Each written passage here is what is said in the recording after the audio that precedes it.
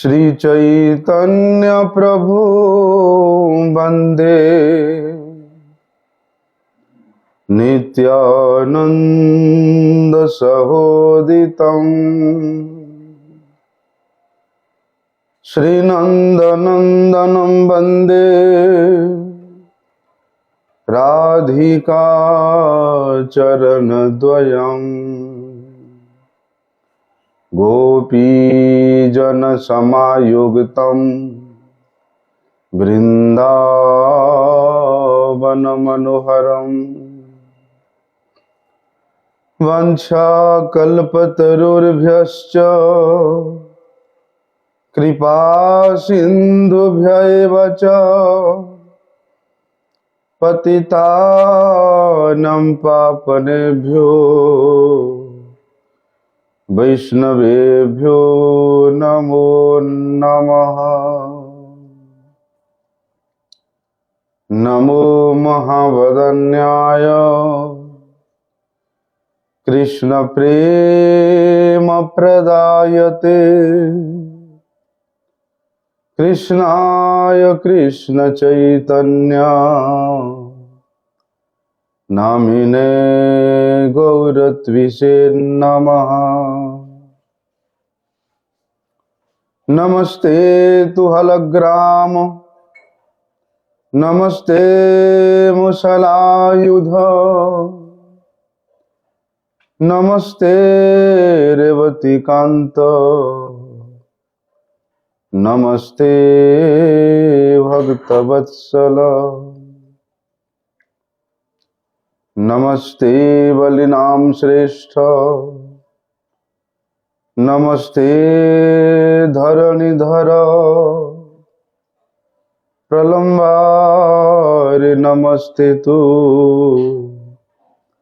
त्राहि मां कृष्ण पूर्वज भुजे सव्य वेणुं शिरसि शिखिपीच्छं कटितटे दुकूलं नेत्रान्ते सहचरी कटाक्षं च विदधते सदा श्रीमद्वृन्दावनवसति लीला परिचयो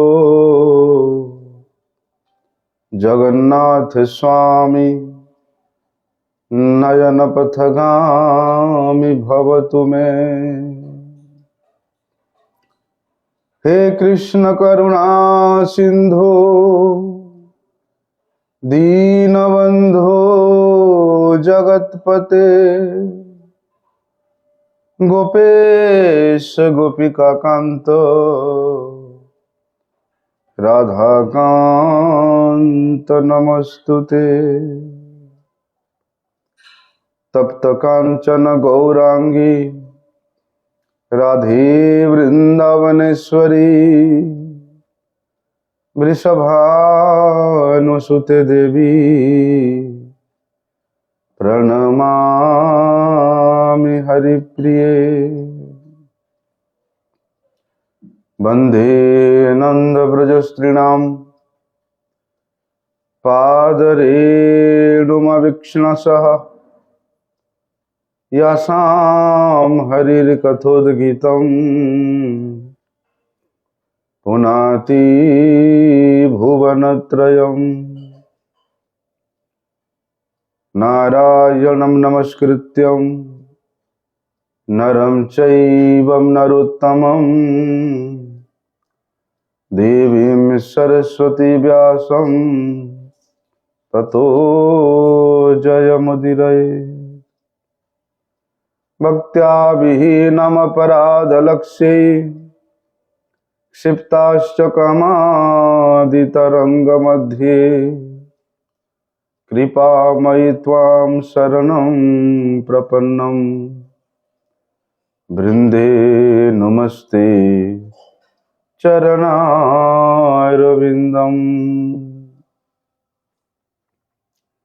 पतितपावन परम करुणामय परम आराध्यतम श्री गुरुपाद पद्म नित्य लीला प्रविष्टम विष्णुपाद परमहंस परिव्राजकाचार्य अष्टोत्तर शत श्री श्रीमद शिल भक्ति वल्लभ तीर्थ गोस्वामी गुरु महाराज जी के श्री अभय चरणारविंद में साष्टांग दंडवत प्रणाम करते हुए उनकी हेतु की कृपा प्रार्थना करता हूँ। परम आराध्यतम शिक्षा गुरुपाद पद्म नित्य लीला प्रविष्ट विष्णुपाद परमहंस श्री श्रीमद शिल भक्ति विज्ञान भारती गोस्वामी महाराज जी के पाद पद्म में साष्टांग दंडवत प्रणाम करते हुए उनकी हेतु की कृपा प्रार्थना करता हूँ।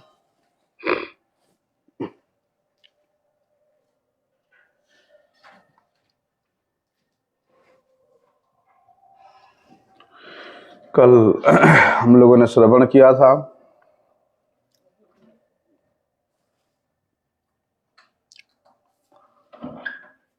कि भगवान के साथ जितना घनिष्ठ संबंध है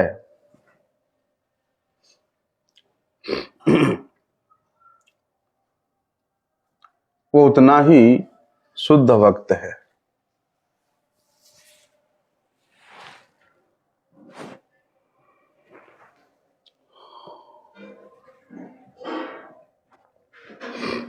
बोलते हैं भगवान के चरणों में अर्पित जो पुष्प होता है,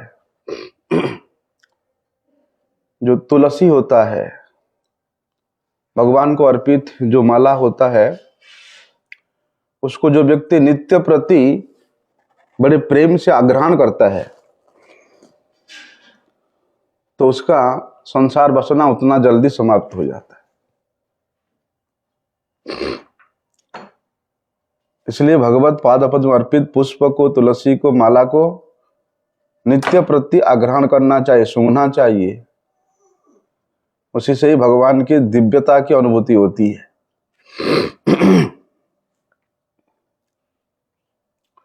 तो भगवान के साथ जिसका घनिष्ठ संबंध रखने वाला जो व्यक्ति है, वास्तव में वे ही शुद्ध भक्त है। और जहां घनिष्ठ संबंध की बात आती है वहां बाकी संबंध फीके पड़ जाते हैं। कर्तव्य केवल उस घनिष्ठ संबंध विशिष्ट तत्व के साथ होता है। कर्तव्य होता है तो वहां प्रीति होती है। इस प्रीतिपूर्ण भाव के अनुजाय भगवान उसके अधीन हो जाती है। जैसे कि अर्चा विग्रह के रूप में भगवान उस प्रीतिपूर्ण सेवा के द्वारा ही, प्रीतिपूर्ण भाव के द्वारा ही भगवान उस भक्त के अधीन हो जाते हैं। तो हम लोग यहां श्रवण कर रहे थे परीक्षित महाराज के जन्म के वृतांत को। सुध गोस्वामी बताते हैं कि भगवान अखिल ब्रह्मांड के नायक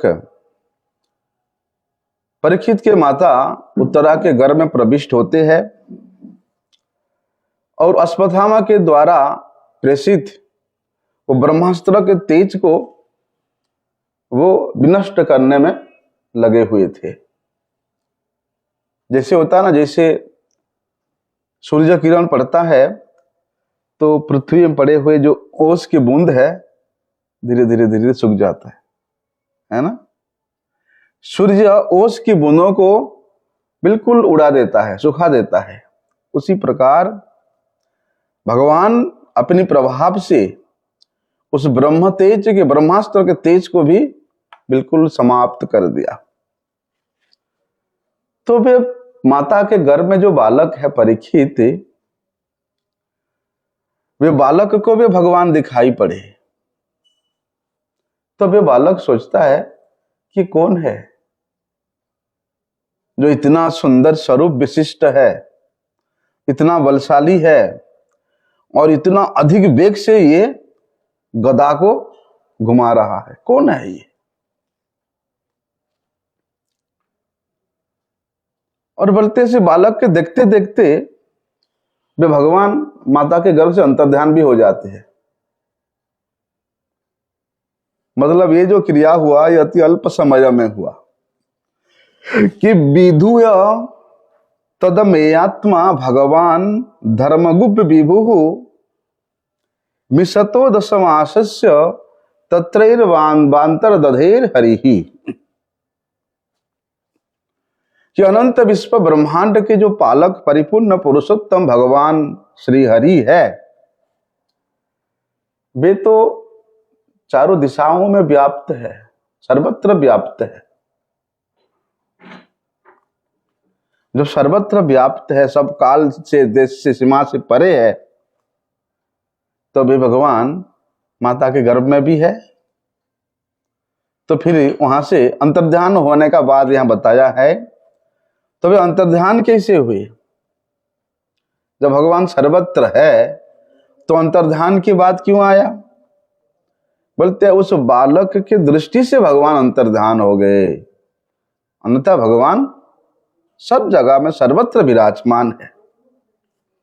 और परीक्षित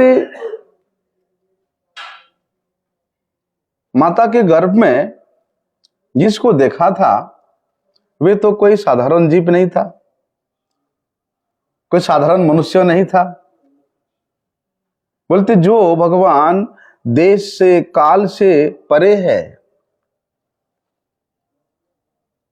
जिनके इच्छा से प्रकृति सृजते सचराचरम, इस प्रकृति का सृष्टि स्थिति प्रलय होती है। तो परीक्षित महाराज ऐसे तत्व को अपने माता के गर्भ में दर्शन किया। लेकिन देखो भगवान और जीव में जमीन आसमान का अंतर होता है। जहां भगवान के इच्छा से इस प्रकृति नियंत्रित होती है और जीव इस प्रकृति के अंतर्गत होता है, इस प्रकृति के बंधन में वो बंधे रहता है। बोलते भगवान उस देश काल सीमाओं से सर्वथा परे है, इसलिए वे भगवान को परम पुरुष के रूप में तमाम शास्त्र तमाम साधु वर्णन करते हैं। लेकिन जीव देश काल के अंदर है, देश काल से सीमित है, एक निर्दिष्ट समय तक है। लेकिन गुण के दृष्टि से विचार करें तो जीव भी भगवान से अभिन्न है। भले ही भगवान अनंत गुणशाली है, लेकिन उस अनंत गुणशाली भगवान के एक छोटा सा गुण जीव में भी विद्यमान है।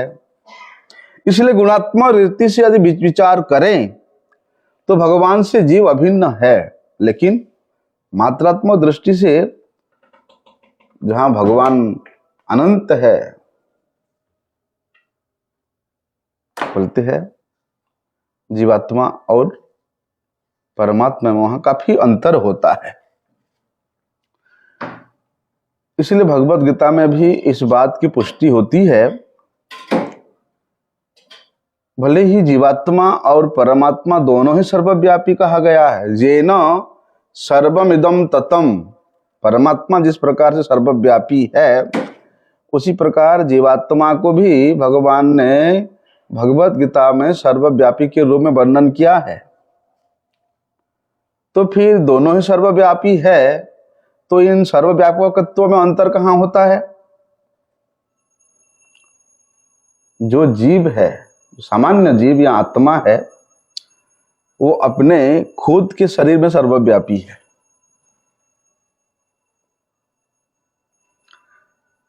और हमारे शरीर के जो नाड़ियां, कोई छोटा है? बोलते ये पृथ्वी के परिधि जितना है उतनी परिधि विशिष्ट हमारी नाड़ियां है, एक मनुष्य की नाड़ियां। तो इस शरीर के सर्वव्यापी कौन है? वे जीवात्मा है। और भगवान अनंत विश्व ब्रह्मांड के सर्वव्यापी है। इसलिए जीव भले ही भी अपने शरीर के सर्वव्यापक व्यापक हो, लेकिन ऐसे सर्वव्यापकता से जीव किसी को प्रभावित नहीं कर सकता है। लेकिन भगवान वे असीम है, वे समस्त स्थानों में, समस्त कालों में, समस्त जीवों पर अपनी प्रभाव डाल सकते, सभी को अपनी और भगवान आकर्षण कर सकते हैं। क्यों? क्योंकि भगवान सर्वव्यापी है, देश से काल से परे है। इसलिए परीक्षित अभी तो बालक है,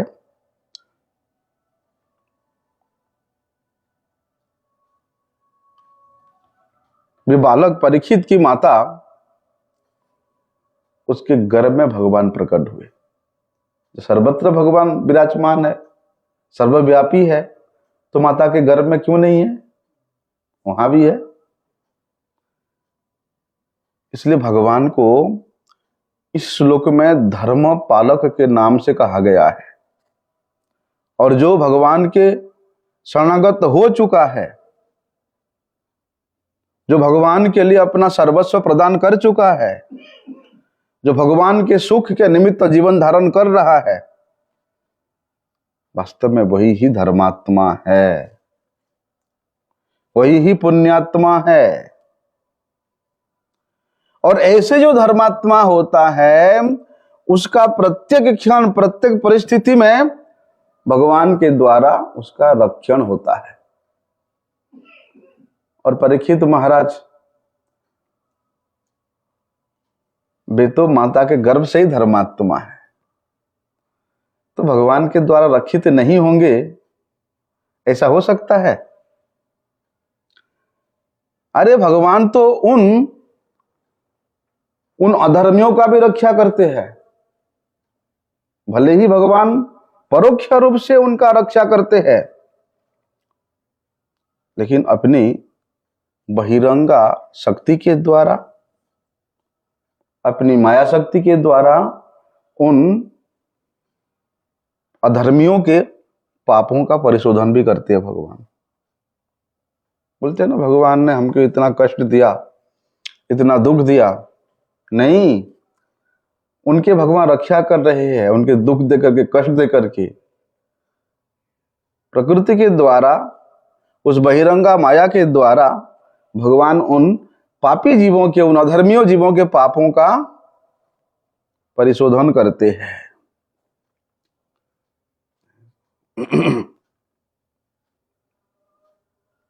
इसलिए भगवान जो सर्वत्र विद्यमान है, वे अपनी इच्छा से प्रकट भी हो सकते हैं और अपनी इच्छा से भगवान अंतर्ध्यान भी हो सकते हैं।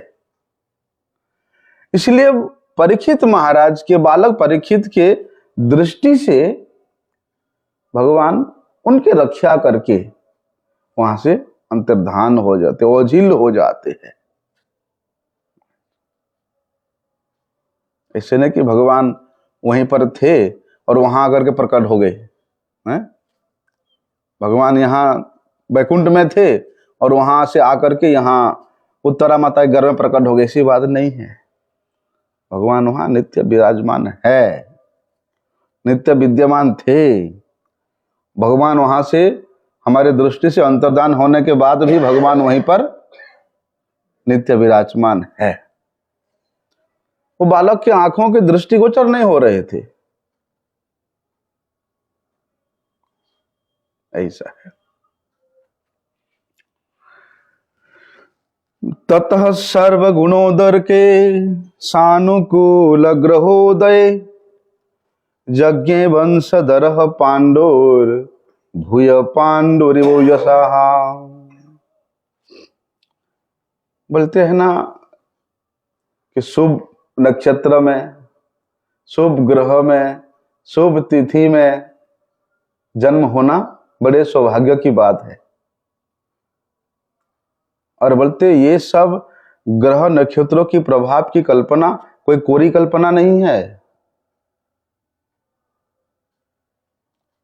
तो क्यों बताता शास्त्र में और भागवत में क्या बताया है कि सर्व गुणोदर के सानुकूल ग्रहोदय। जब परीक्षित महाराज का जन्म होने का समय हुआ, बोलते सारी जो राशि है, नक्षत्र है, ग्रह है, वे शुभ लक्षण से युक्त हुए थे। और पांडु महाराज के उत्तराधिकारी जन्म ले रहा है, हैं? तो वो कोई साधारण लक्षण युक्त होगा? इसलिए ये जन्म के तिथि में या जीव पर ग्रह नक्षत्र की जो प्रभाव है, ये कोई परिकल्पना नहीं है, कोई अवास्तविक नहीं है, वास्तविक है। इसलिए बोलते हैं ना, प्रत्येक जीव प्रत्येक क्षण इस प्रकृति के नियमों के द्वारा नियंत्रित होता है। भले ही हम सोचते हैं कि हमको नियंत्रण करना कोई नहीं है, हर पल प्रकृति के द्वारा ये जीव नियंत्रित होता रहता है। जैसे कि भैया देश का नागरिक है, देश का नागरिक है तो देश के नियमों के अनुसार उसको नियंत्रित होना पड़ता है। यदि देश के नियमों को उल्लंघन करके रहेगा, प्रकृति के नियमों को उल्लंघन करेगा, तो उसका जेल होगा, उसका दंड विधान होगा।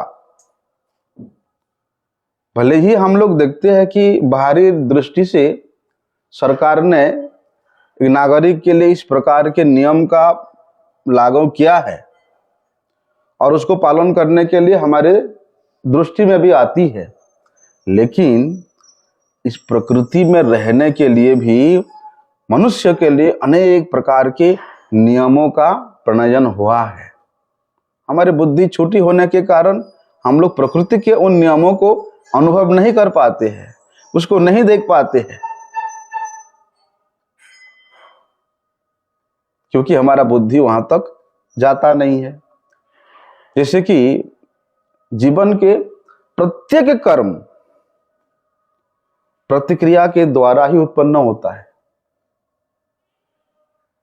अब कर्म करो, बिना किसी कारण से करो, हो सकता है। कर्म से प्रतिक्रिया और उस प्रतिक्रिया से फल की उत्पत्ति होती है। प्रत्येक कर्म का, कोई भी कर्म करो, और जब हम फल का आशा लेकर के कोई कर्म करते हैं, प्रतिक्रिया करते हैं, आशा करते हैं, भाव रखते हैं, तो स्वरूप से वो कर्म हमारा बंधन का कारण बन जाता है। इसके ऊपर थोड़ा सा हम आज जो है थोड़ा सूक्ष्म रूप से विचार करते हैं कि कर्म बंधन क्या होता है। आज मुझे किसी ने प्रश्न भी किया था। पहले तो हमको समझना चाहिए कि यज्ञ क्या है। वास्तव में शास्त्र विहित जो अपने अपने कर्म है वही यज्ञ है। केवल मंत्रोच्चारित करके अग्निकुंड में आहुति देना यज्ञ नहीं है। जिसके स्वभाव के अनुसार, जिसके वर्ण के अधिकार के अनुसार जिस प्रकार के कर्म निर्धारित हुआ है, उस शास्त्र विहित कर्म को करना ही वास्तव में यज्ञ है। भले ही आप दान करो, तप करो, होम करो, तीर्थों का सेवन करो, व्रत करो, वेदाध्ययन करो, बोलते ये जितने भी प्रतिक्रियाएं हैं, इन प्रतिक्रियाओं को यज्ञ माना जाएगा। यदि आप कर्तव्य मान के करते हो तो यज्ञ है।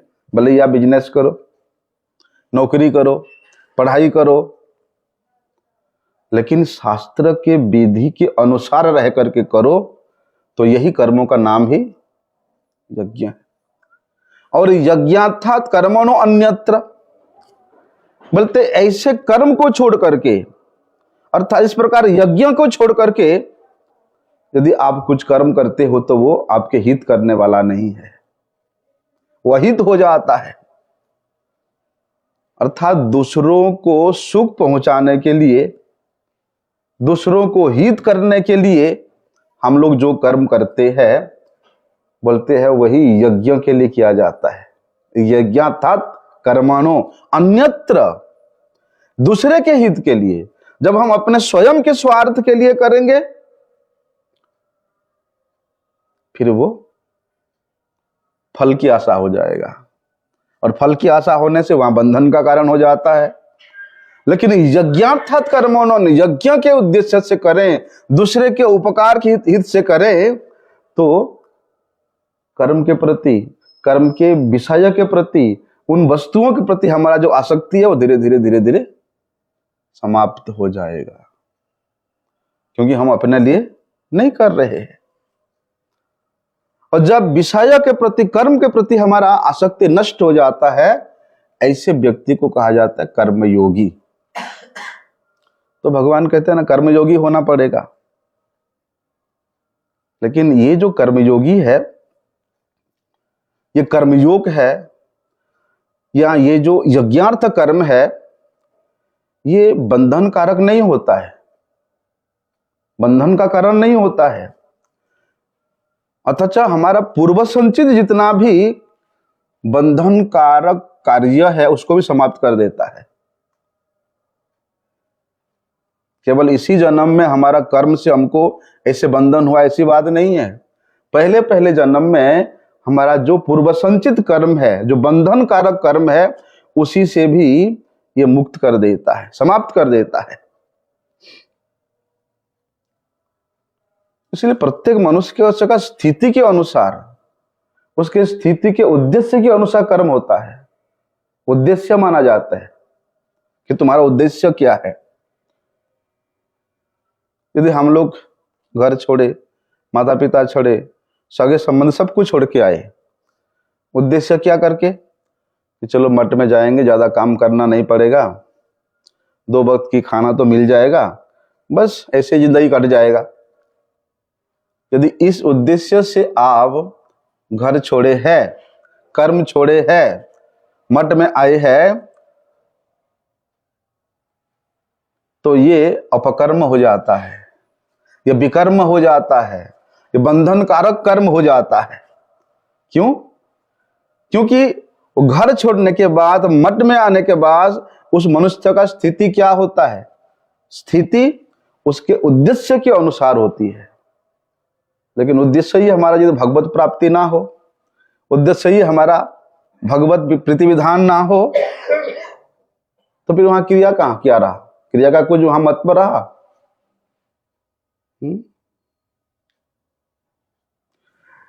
बोलते यदि हम लोग भगवान का सेवा करते हुए संसार का चिंतन करते हैं, ठाकुर जी का रसोई कर रहे हैं और कान में मोबाइल लगा करके फिल्मी गाना सुन रहे हैं, रसोई किसका कर रहे हैं हम लोग? ठाकुर जी के लिए कर रहे हैं। बाहरी दृष्टि देखने में लगता है कि वो व्यक्ति ठाकुर जी का सेवा कर रहा है।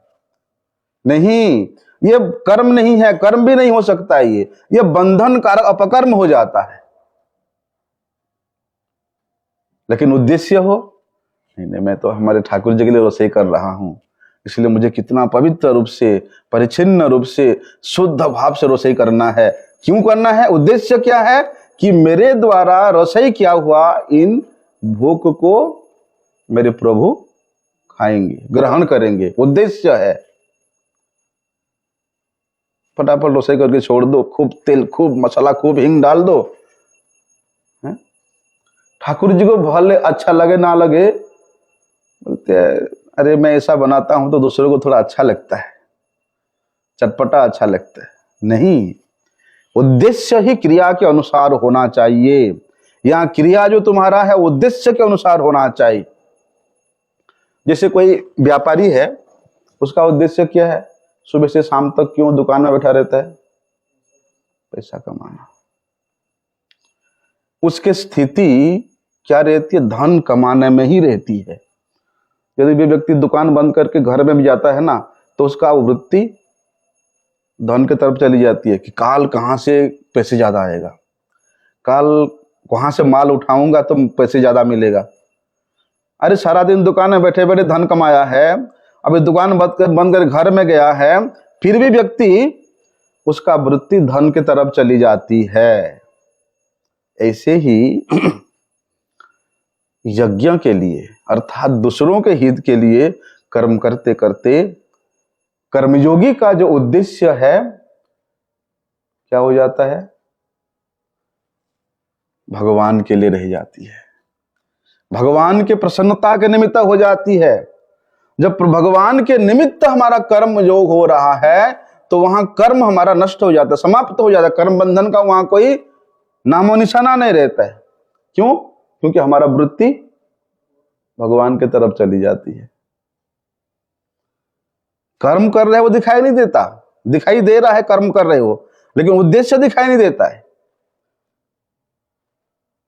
भगवान की प्राप्ति के लिए हमारा उद्देश्य हो तो वास्तव में वही ही हमारा यज्ञ है, सुयज्ञ है वो। जैसे कि जितने भी वर्ण है, चातुर्वर्ण्य मया सृष्टम, भगवान अलग अलग वर्ण के लिए अलग अलग जो कर्म बताए हैं। ब्राह्मण का अलग कर्म है, क्षत्रिय का अलग है। तो एक वर्ण के लिए उसका जो कर्म है वो स्वधर्म है।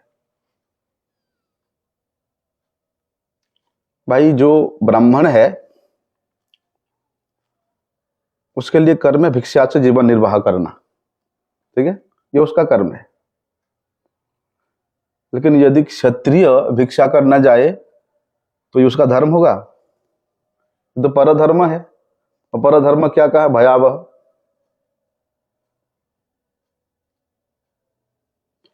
इसलिए वर्ण के अनुसार उसके जो कर्म निर्धारण किया गया है वो वास्तव में यज्ञ है। और उसको छोड़ करके दूसरे कर्म करने जाते हैं तो बोलते वो परधर्म हो जाता है। और परधर्म बड़े भयावह होता है, वो निंदा का पात्र बनना पड़ता है।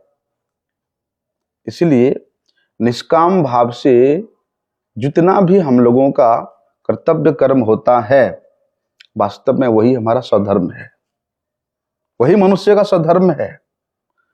और सकाम रूप से यदि हम कर्म करते हैं, कुछ आशा लेकर के करते हैं, कुछ प्राप्ति लेकर के करते हैं, तो वो परधर्म हो जाता है।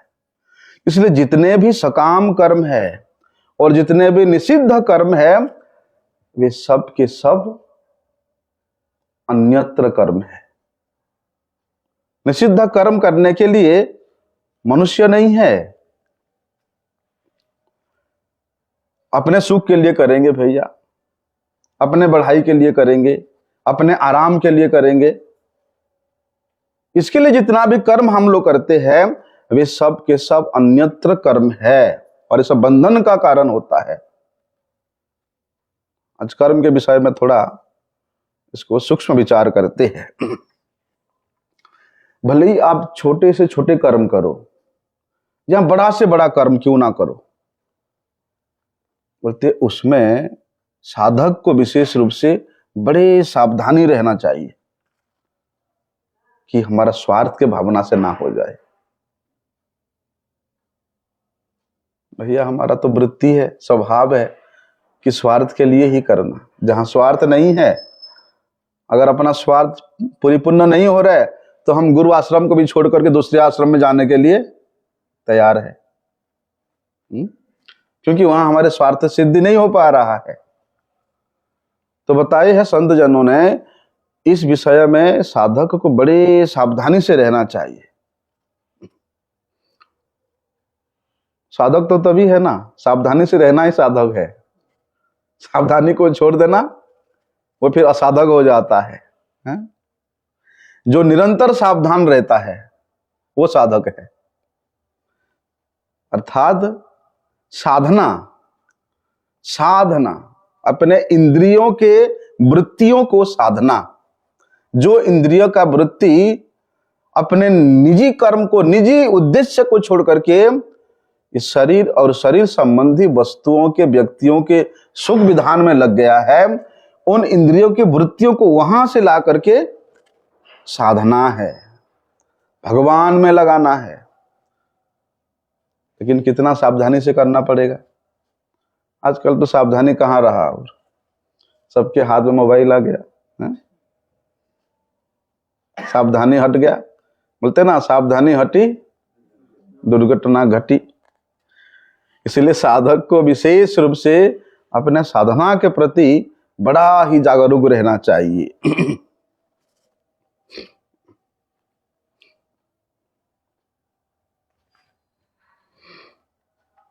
क्योंकि भगवान एक बड़े सुंदर बात वहां कहते हैं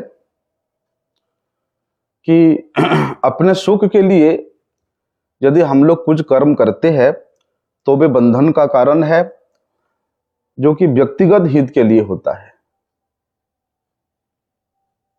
मैं सुखी रहूंगा, दुनिया भाड़ में जाए, ये बंधन कारक है। केवल अपने हित की दृष्टि से, केवल अपने सुख की दृष्टि से यदि हम कर्म करते हैं तो हम लोग फिर मनुष्य योनि से नीचे उतर जाते हैं। केवल अपने सुख के लिए किया गया जो कर्म है वो मनुष्य का कर्म हो ही नहीं सकता है, उसका व्यक्तित्व तो वहां समाप्त हो जाता है। इसलिए दूसरे के हित के लिए करना वास्तव में वही हमारा साधन है। कहते हैं कि लोको अयम कर्म बंधन। कर्म करने का अधिकार किसको है? पशु को है? पक्षी को है? केवल मात्र मनुष्य को है।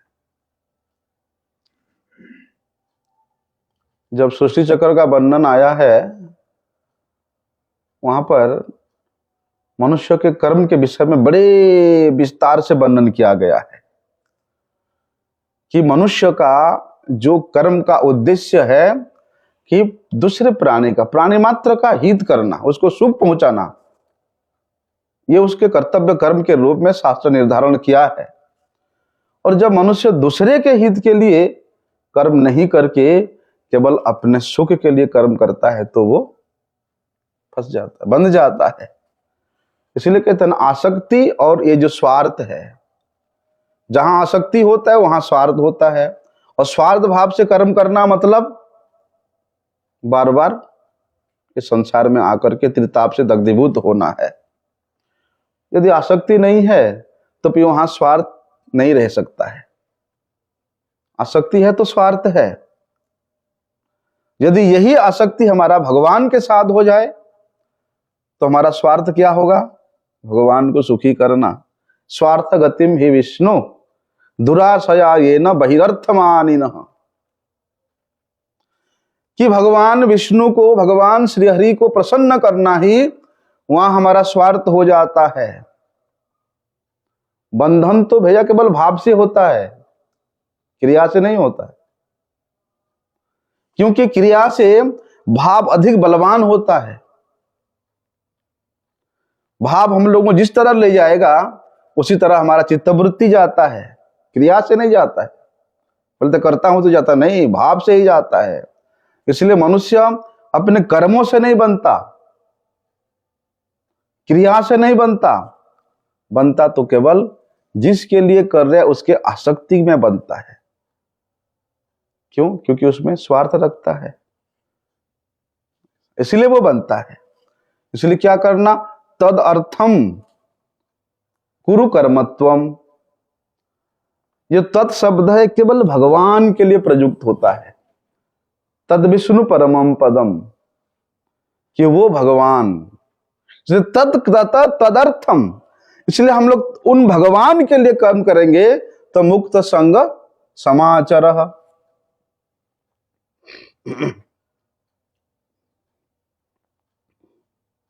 क्योंकि भगवान यहां कह रहे हैं कि कर्मों में या किसी पदार्थ में जिनसे हम लोग कुछ कर्म करते हैं वो शरीर से, मन से, बुद्धि से, ममता से, आसक्ति से जुड़ा होने के कारण उसमें हमारा अपनापन हो जाता है। क्यों? बोलते ये ममता और आसक्ति जितना अधिक बलवती होगा हमारा उस व्यक्ति के लिए, उस व्यक्तित्व के लिए कर्तव्य कर्म भी उतना ही अधिक ममता युक्त होगा। देखो ना, अपने परिवार वालों के लिए हम लोग सब अच्छे अच्छे वस्तु लाते हैं, परिवार वालों के लिए, अपने पुत्र के लिए, पत्नी के लिए कितना प्रेम से व्यवहार करते हैं। क्यों? क्योंकि वहां हमारा आसक्ति है, वहां हमारा अपनापन है, अपने है। लेकिन हम लोग को इतना सूक्ष्म विचार नहीं है कि जहां पर अपनापन होना चाहिए वहां नहीं करके यहां करने के कारण हमारा स्वाभाविक जो वृत्ति है इनमें लगने के कारण, हमारा उद्देश्य इनके संविधान में होने के कारण मनुष्य को ऐसे कर्म में बंधना पड़ता है, बार बार जन्म लेना पड़ता है। यदि ममता ना रहे, आसक्ति ना रहे, केवल दूसरे के हित के लिए होए, तो ऐसे जो कर्तव्य कर्म है ये अपने आप पवित्र हो जाता है, शुद्ध हो जाता है। इसलिए परहित के लिए किया गया कर्तव्य कर्म निर्विकार होता है, पवित्र होता है, स्वरूप में स्थित होता है।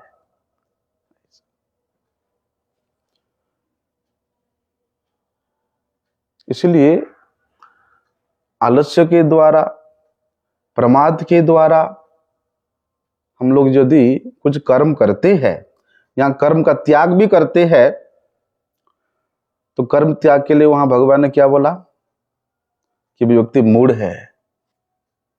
आलस्य के कारण, प्रमाद के कारण तुमने अपने कर्म को त्याग दिया। यहां कर्म को तुमने दुख रूप जान करके कर्म को त्याग दिया। आलस्य के लिए, प्रमाद के कारण यदि कर्म को त्यागता है वो तामस व्यक्ति है।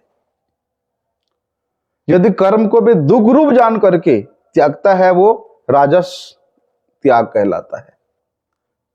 इसलिए भगवान अर्जुन को कर्म त्याग करने के लिए नहीं कहा, कर्म करने को बोला। लेकिन उन कर्मों में स्वार्थ नहीं रखना, उन कर्मों में ममता नहीं रखना, उन कर्मों में फल की आसक्ति नहीं रखना, उन कर्म में किसी प्रकार की कामना, वासना, पक्षपात की कोई इच्छा नहीं रखना, और केवल शास्त्र विधि के अनुसार सुचारू रूप से जो कर्म निर्धारण किया गया है वर्ण के लिए, उन मनुष्य के लिए, उसको बड़े उत्साह पूर्वक, बड़े आदर पूर्वक अपने स्वयं के कर्तव्य कर्म समझ करके उसको करने के लिए भगवान आदेश देते, आज्ञा देते हैं।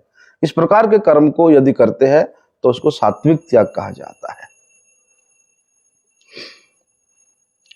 आगे जाके भगवान भी कहते हैं कि अर्जुन, मेरे लिए करने का कुछ नहीं है, लेकिन फिर भी मैं बड़े सावधानी पूर्वक करता हूं, कर्म करता हूं, बोलते हैं भगवान। इसलिए कर्तव्य कर्मों को यदि हम लोग अच्छी तरह से आचरण ना करें तो उसमें शिथिलता आ जाती है। किस प्रकार शिथिलता? भैया पहले कोई फल मिलेगा तभी तो करेंगे, है ना। मनुष्य का स्वभाव है कि पहले फल की कामना करके फिर कर्म में प्रवृत्त होता है। प्रत्येक मनुष्य पहले पूछेगा अब करूंगा तो क्या मिलेगा, है? अगर उसको अच्छा खासा दाम मिलेगा तभी करेगा वो, है? इसलिए पहले वे फल की कामना करके फिर कर्म में प्रवृत्त होता है। लेकिन यदि वो कर्मयोगी है तो वे फल की कभी भी आशा नहीं करेगा, फल की कामना कभी नहीं रखेगा।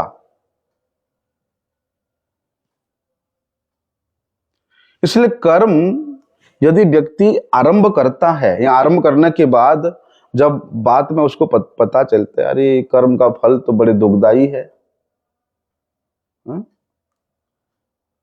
जब कर्म का फल इतना दुखदाई है तो फिर मैं कर्म करूं ही क्यों? उसका फल ही जब विपरीत है तो फिर मैं कर्म क्यों करूं?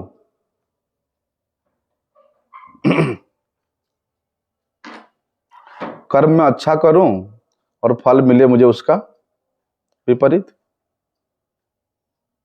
देखने में लगता है कि अच्छा कर्म करता है लेकिन फल मिल रहा है उसका विपरीत, तो फिर कर्म क्यों करेगा भैया?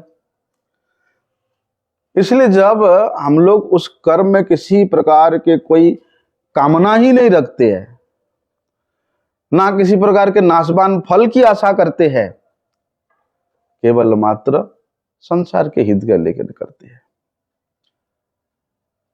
भगवान के प्रसन्नता को सामने रख के करते हैं, तुम्हार संसारे करीब सेवन नहीं वो फलेर भागी है?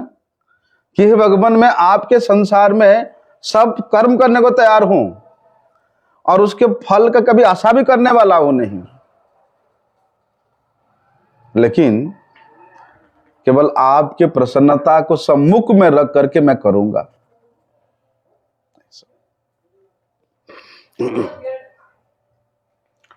क्योंकि भैया स्वभाव ही हमारा ऐसा हो गया है, जहां स्वार्थ है, जहां स्वार्थ दिखाई देता है वही कर्म को हम लोग बड़े तत्परता से करते हैं।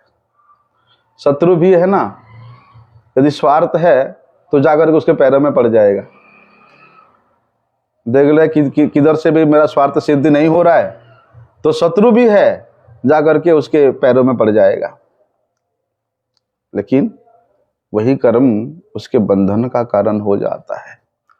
इसलिए इस बंधन से छूटने के लिए उसको योग के अनुसार, कर्मयोग के अनुसार, कर्मयोगी के मापी उसको आचरण करना विशेष आवश्यक है।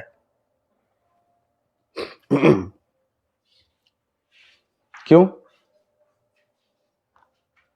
ऐसे कर्मयोग के लिए जितना भी कर्म है वो दूसरे के लिए किया जाता है।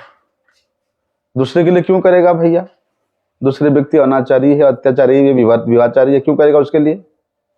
बोलते नहीं, योग के स्थिति तक आने के बाद, भगवान से युक्त होने के बाद, भगवान से संबंध ज्ञान होने के बाद वो व्यक्ति सभी जीव को भगवान से संबंधित देखता है कि संसार में जितना भी जीव है ये सभी जीव मेरे प्रभु के दास है। तब सभी जीवों को भगवान के दास के रूप में देखने के कारण वे सभी का हित के लिए करता है, किसी से विरोध नहीं करता है, लेकिन अपने लिए नहीं। लेकिन कहते हैं दूसरे के लिए करने का मतलब दूसरे कौन है? इसको समझना बड़े जरूरी है।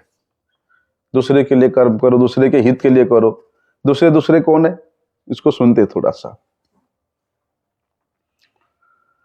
बोलते हैं ये शरीर के अलावा दूसरे प्राणी ही दूसरे है, यहां जो पर है वो दूसरे है, ऐसा है। बोलते हैं ये जो हमारा सूक्ष्म शरीर है और स्थूल शरीर है, जो कि इंद्रियां, मन, बुद्धि और प्राण, और दूसरा एक है कारण शरीर, जिसको कि हम लोग अपने मानते हैं, अहम मानते हैं, मैं मानते हैं, अर्थात स्वयं से अलग मानते हैं।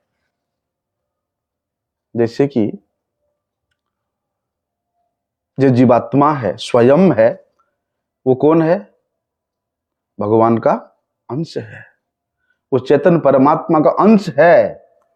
और ये शरीर जो है ये जड़ है, ये प्रकृति का अंश है, और मैं भगवान का अंश हूं। मैं परमात्मा का अंश हूं, ये शरीर इस प्रकृति का अंश है। इसलिए जितने भी क्रियाएं हैं, शरीर के द्वारा जितना क्रिया होती है वो जड़ है और जड़ के लिए ही होती है। तो ध्यान से सुनो, शरीर से जितना क्रिया होती है वो जड़ है और जड़ के लिए ही होती है, और चेतन में चेतन के लिए भी केवल क्रियाएं होती है। बोलते हैं ना, इस प्राकृत इंद्रियों के द्वारा भगवान कभी भी गोचरीभूत नहीं होते। इन प्राकृत इंद्रियों के द्वारा भगवान कभी भी दृष्ट नहीं होते। इन प्राकृत इंद्रियों के द्वारा कभी भी भगवान का सेवा नहीं हो सकता है। इसलिए देवो भूत्वा देवम अर्चयेत, जब तक देवता नहीं हो जाओगे तब तक देवता का पूजक नहीं हो सकते हो। अर्थात देवता के स्थिति को प्राप्त होने के बाद ही देवता का पूजा कर सकते हो। इस प्राकृत अपवित्र मन बुद्धि अहंकार इंद्रियों से युक्त शरीर लेकर के उस अप्राकृत भगवान का पुजारी बनने जा रहे हो, असंभव है। इसलिए चैतन्य होना पड़ेगा।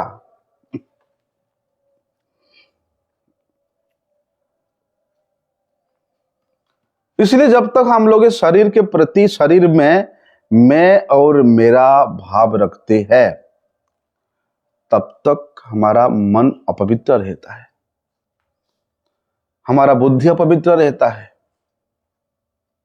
हमारा हृदय अपवित्र रहता है।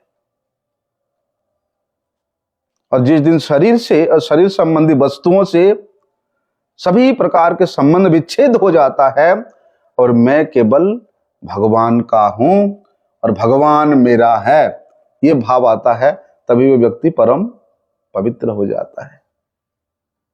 और श्री गुरुपाद पद्म जीव को ऐसे संबंध ज्ञान प्रदान करके दीक्षा के समय में उसको परिशुद्ध करते, उसको पवित्र करते हैं और उस व्यक्ति को भगवान के सेवा में, बोलते ना उपनयन संस्कार से पहले कोई भगवान का अर्चन करने का अधिकारी नहीं होता। ये जो उपनयन संस्कार क्या है कि उस मनुष्य को देवता स्वरूप में प्रतिष्ठित किया जाता है, वो देव रूपिणी हो जाता है। देवताओं के समस्त गुण आकर के इन उपनयन संस्कार के माध्यम से उसके हृदय में विराजमान हो जाता है, तभी वो देव का अर्चन करने का योग्यता प्राप्त करता है। लेकिन हम लोग समझते नहीं, चलो दीक्षा का मंत्र हवन हो गया, जनेऊ पहना दिया, बस हो गया। ये दीक्षा नहीं होता है। दीक्षा काले शिष्य करे आत्मसमर्पण, सही काले कृष्ण तारे करे आत्मसम। दीक्षा के उपरांत ही जीव का वे दिव्य बुद्धि उदय होता है, अर्थात वे संबंध इतना प्रगाढ़ होता है भगवान के साथ, जिससे कि वो अपना कर्तव्य को जानता है, अपना उद्देश्य को जानता है, अपना प्राप्ति को जानता है, उससे पहले नहीं। इसलिए दीक्षा विहीनस्य हीनस्य न पूजा करिष्येत् कदाचित। जिसका दीक्षा नहीं हुआ है वो व्यक्ति कदाचित कभी पूजा नहीं कर सकता है। उसके हाथ से किया गया पूजा भगवान को शूल के मापी अत्यंत कष्टदायी होता है। कुछ लोग बोलते अरे नहीं, भाव के भूखे है भगवान, हैं, भाव के द्वारा सब हो जाता है।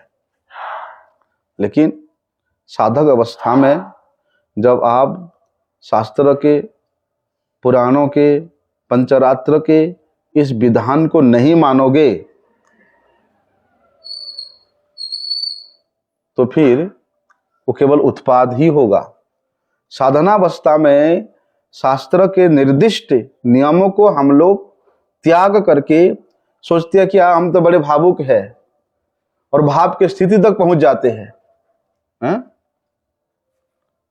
बोलते भजिते भजिते समय आसिले ये देह छाड़ी आदि, वो भजन करते करते ही जीव का वो शुद्ध स्थिति आता है। ऐसे नहीं कि शुरू से ही हो जाता है। इसलिए प्रत्येक क्रिया का उद्देश्य होना चाहिए और वो उद्देश्य भी भावमयी होना चाहिए कि हम किस भाव में क्या उद्देश्य लेके कर रहे हैं, इसका विचार करना चाहिए हम लोगों को। लेकिन करते नहीं, क्या करें। तो वहां पर परीक्षित महाराज के विषय में इस बात को बता रहे हैं कि परीक्षित महाराज का उद्देश्य क्या था, किस उद्देश्य से उनको इस संसार में, इस जगत में प्रकट होना पड़ा है।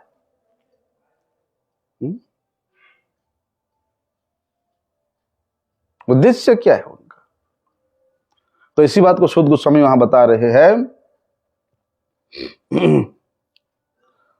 कि ततः सर्व गुणोदर के सानुकूल ग्रहोदय यज्ञ वंशधर पांडोर भुज पांडोर इवौजसः।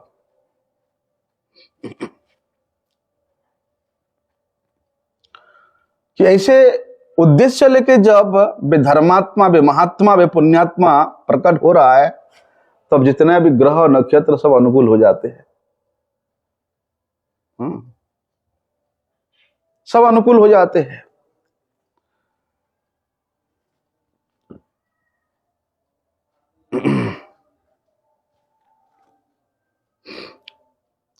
और फिर वो व्यक्ति के ऊपर किसी प्रकार का कोई बंधन का स्वरूप आरूढ़ नहीं हो सकता है। और जो कर्म बंधन का कारक नहीं होता है, जो कर्म अपने स्वयं के स्वार्थ के लिए नहीं होता है, वास्तव में वही कर्म ही विष्णु के लिए हो जाता है, यज्ञ के लिए हो जाता है, भगवान के लिए हो जाता है। इसलिए उन कर्मों के फलों में भी किसी प्रकार का कोई बद्धता नहीं रहता है। इसलिए हमारे कर्मों का जो निर्णय है वो पहले ही भगवान ने कर दिया है। भगवान के दूतों के द्वारा हमारे कर्मों का निर्णय पहले से हो चुका है। और उसी प्रकार हम लोगों को शरीर भी प्राप्त हो चुका है। इसलिए प्रकृति का ये जो नियम है ना, बड़े सूक्ष्म है। संसार के एक राज्य के, देश के नियम को तो हम लोग देखते हैं, सुनते हैं, पढ़ते हैं, कानून बन गया। लेकिन प्रकृति का भी ऐसा अति सूक्ष्म नियम है जो कि हमारे शरीर के प्रत्येक अंग में इन्हीं ग्रहों के द्वारा, नक्षत्रों के द्वारा, इन्हीं तिथियों के द्वारा वो सब प्रभाव पड़ता है। भले ही कोई माने ना माने, प्रभावशील होता है।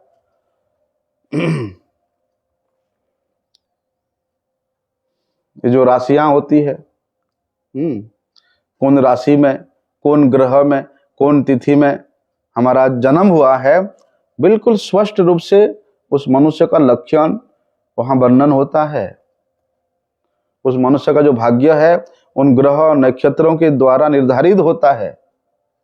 उसको देख करके तो ये जो विद्वान लोग हमारा कुंडली बनाते हैं, उन ग्रह नक्षत्रों की गणना के अनुसार ही उस जन्म लेने वाला व्यक्ति का कुंडली तैयार होता है।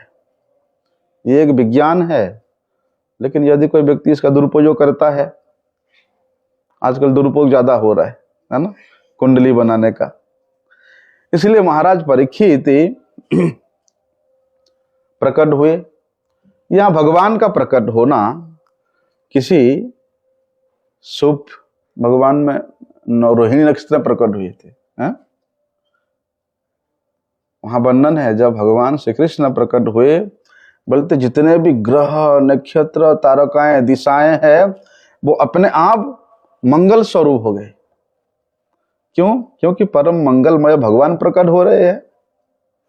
स्वर्ग की नगाड़े, धुंध भी अपने आप बजने लगती है। इसी प्रकार परीक्षित महाराज भी, जो कि भगवान के द्वारा माता के गर्भ में रक्षित हुए हैं, वे जब जन्म लिए, वे जब प्रकट हुए, ऐसे शुभ क्षण, शुभ नक्षत्र से युक्त समय का उपस्थित हुआ है।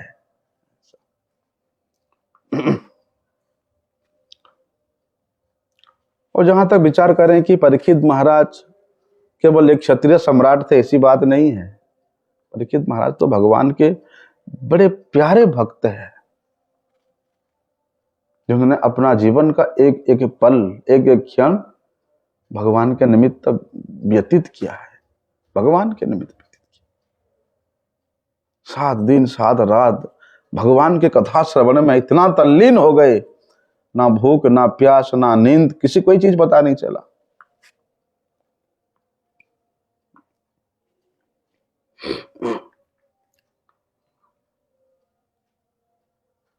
इसलिए हमारे शास्त्रों में गर्भाधान का इस शुभ क्षण निर्णित हुआ है। जो 7 संस्कार बोला गया है ना शास्त्र में मनुष्य का, शास्त्र में निर्धारित हुआ है। हम लोग मानते नहीं। किस तिथि में, किस स्थान पे, किस क्षण में आप गर्भाधान करोगे, उसका बिल्कुल स्पष्ट निर्धारण हुआ है। तब जाकर के उस शिशु का जन्म ऐसा एक शुभ क्षण में होता है। लेकिन आजकल मानते नहीं, इसलिए सब आसुर प्रवृत्ति के बच्चे उत्पन्न होते हैं। विवाह कहाँ होते हैं आजकल? जो विवाह परम पवित्र घर में होना चाहिए, विवाह आजकल होटलों में होता है। होटल में जहाँ पर इतना व्यभिचार होता है, वहां जाके तो विवाह करते हो, वहां पंडित मंत्र पढ़ेगा जा करके, तो वहां देवता लोग आएंगे? जिन विवाह इतना परम मंगलमय बंधन है, तुम वहां जाकर के जीव हत्या करोगे, बारातियों को मांस खिलाओगे, तो वहां क्या जो बच्चा उन ऐसे क्रियाओं से जन्म लेगा, वो क्या अच्छा प्रवृत्ति वाला होगा? असुर भाव संपन्न बच्चा ही जन्म होगा। उसके बाद क्रिया करोगे इस प्रकार पति पत्नी, तो जो बच्चा पैदा होगा वो क्या सुसंस्कार युक्त तब बच्चा होगा? किसी ने महात्मा ने बोले थे बड़े बात, मुंबई में बड़े उनका शेड है भैया, पैसे के ऊपर सोता, इतना पैसे है। तो महाराज उसके घर में गए थे, तो व्यक्ति आकर के महाराज के पास रोता है, महाराज कोई कमी नहीं है, इतनी फैक्ट्रियां चल रहा है, पैसे के ऊपर सो रहे हैं, लेकिन 2 बच्चे लड़का लड़की दोनों इतना इतना सताते हैं, इतना व्यभिचारी हो गए हैं कि उसको चिंता करके मैं रोता हूं दिन रात, मुझे नींद नहीं आता है, भोगने लगता है। महाराज जी बताते हैं उनको, जब तुम पति पत्नी अश्लील वीडियो देख करके संग करोगे, तो वहां क्या बच्चा देवता जैसा प्रकट होगा? जिस प्रकार के भाव लेकर के आप रति क्रिया करोगे, आपका बच्चा भी उसी प्रकार के भाव का ही प्रकट होगा। इसलिए जब गर्भाधान होता है या गर्भ में बच्चा आता है, उस समय माता को सत्संग करना चाहिए, बच्चा को माता को हरि कथा सुनाना चाहिए, स्वयं सुनना चाहिए, हरि कीर्तन करना चाहिए, तब जाकर के एक भगवत भक्त उसके गर्भ से जन्म लेगा। तो परीक्षित महाराज तो स्वरूप से ही भगवान का परम भक्त है, उनके विषय में क्या कहना। जो भी है आगे का विषय हम लोग कल श्रवण करते हैं। वांछा कल्पतरुभ्यश्च कृपा सिंधुभ्यैव च पतितानं पावनेभ्यो वैष्णवेभ्यो नमो नमः।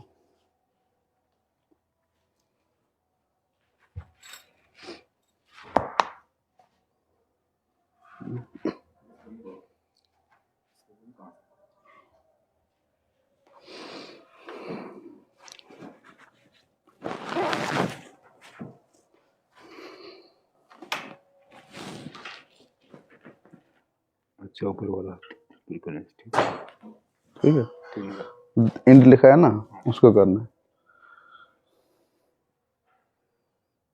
ये हो गया ना, ऐसे होगा तभी बंद होगा।